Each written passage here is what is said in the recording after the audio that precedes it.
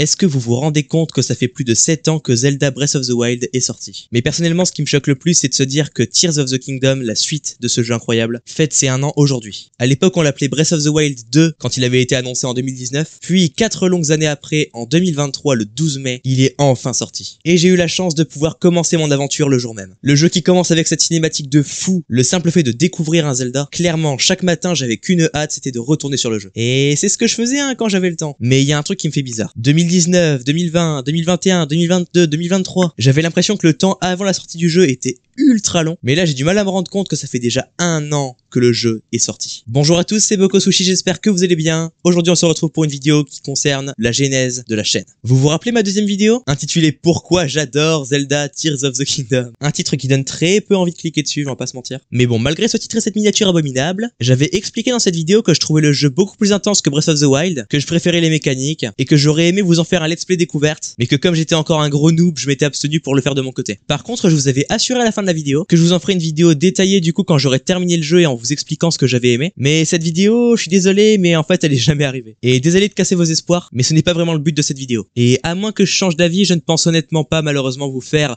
une vidéo, mon avis sur Tears of the Kingdom aujourd'hui. Quand je dis aujourd'hui, je parle évidemment de 2024, quand même 1 an après la sortie du jeu. On va dire que je suis un peu en retard sur l'actualité quoi. Par contre, vous le savez peut-être, mais Zelda, même si j'en fais quasiment pas ces derniers temps malgré notre petit let's play qui me suit depuis le début de la chaîne, et demeure ma licence de jeu préférée. Ocarina of Time, Majora's Mask, Skyward Sword, Breath of the Wild, et dernièrement Tears of the Kingdom. Ça fait longtemps que j'y réfléchis et cette vidéo est un petit peu là dans mon esprit pour vous annoncer ça, mais j'ai envie de vous reparler de Zelda, de rejouer à Zelda, pour faire des challenges pourquoi pas, des classements évidemment comme la première vidéo de ma chaîne qui a fait plus de 1000 vues. Bien sûr, je n'ai pas envie de refaire comme au début de la chaîne où je faisais que ça. Là en ce moment je teste des trucs, Minecraft, beaucoup de FNAF, je teste des jeux indépendants comme Content Warning ou même des fangames comme Pokérog. Je vous parle également de temps en temps de films, donc bref, vous avez compris je pense. J'ai juste envie de réincorporer Zelda à tout ce que je fais déjà. Et au final, peut-être qu'on la fera quand même la vidéo récap. Bon, j'arrête de vous parler de tout ça, tout simplement parce que dans 4 jours, le 16 mai, ce sera l'anniversaire de la chaîne, et je vous ferai une petite vidéo pour faire un point un petit peu sur ce qu'on va faire à l'avenir. C'est sûr que s'il y a bien une vidéo que j'aimerais que vous voyiez, c'est celle-là. Mais bon, en conclusion, pour revenir à Tears of the Kingdom, ce jeu a fait un carton sur YouTube pendant les premiers mois. Les gens qui cherchaient les secrets, les tutos, les astuces, comme moi quand je vous ai fait un petit tuto sur les mains de miasme, ou encore mon challenge battre 5 linels avec un seul cœur. Oui bon, je fais un peu d'auto-promo au passage, mais bref, ça a vraiment fait un phénomène partout dans le monde, et ça absolument personne ne peut dire le contraire. Mais si jamais depuis déjà plusieurs mois on n'entend plus trop parler du jeu, alors que Breath of the Wild il a tenu pendant des années, c'est d'après moi tout simplement parce que Tears of the Kingdom est certes une suite excellente de Breath of the Wild, parce qu'on va pas se mentir, TOTK le fout droit en termes d'histoire, en termes de gameplay, c'est un Breath of the Wild amélioré. Mais c'est justement là le problème. On a attendu pendant 6 ans pour revenir dans la même map, certes extrêmement modifiée avec des ajouts dans le ciel, dans les profondeurs, mais ça reste quand même la même map à l'origine. Le retour des anciens personnages, des anciennes musiques. Ce que je trouve dommage avec ce jeu, c'est qu'il donne l'impression de seulement donner un prolongement à la vie de Breath of the Wild, mais avec plein d'ajouts en plus. Mais voilà, vous m'avez compris, le jeu est incroyable, il est même mieux que Breath of the Wild. Il est peut-être dans mon top 5 des jeux que j'ai pris le plus de plaisir à jouer. Tout confondu, je parle. Parce que d'après moi, c'est vraiment le seul défaut qu'on peut lui reprocher. Parce que les graphismes qui sont certes pas à la hauteur des jeux PS5, c'est normal, c'est sur Switch. Le jeu serait sorti sur PS5, ce qui est malheureusement impossible, le jeu aurait été un carton total en termes de graphisme. Imaginez les paysages, les scènes d'action, les cinématiques, ça aurait été juste incroyable. Je rappelle quand même que sur jeuxvideo.com, il a eu une note de 19 sur 20, ce qui est pas donné à tous les jeux. Là où son prédécesseur, Breath of the Wild, avait obtenu 20 sur 20 sur le même site, à la presse, partout. Donc là, son 19 sur 20, on peut dire que c'est une note quasi parfaite, quoi. Quand on regarde les points négatifs, la quasi seule chose qui revient, c'est map trop ressemblante à Breath of the Wild. Imaginez toute l'histoire. Bon, je vais pas spoil pour ceux qui n'ont pas fini le jeu, mais imaginez vraiment la même histoire, les mêmes temples, les mêmes personnages, tout, mais dans un monde où il serait par exemple parti par l'océan pour découvrir un nouveau continent, où tous les événements du jeu se seraient passés, et on aurait eu une toute nouvelle map, des tout nouveaux lieux à explorer. Évidemment, ça aurait demandé beaucoup plus de travail aux développeurs, mais quand on se rappelle qu'ils ont fait Majora's Mask en 1 an alors qu'ils ont fait toute une nouvelle map,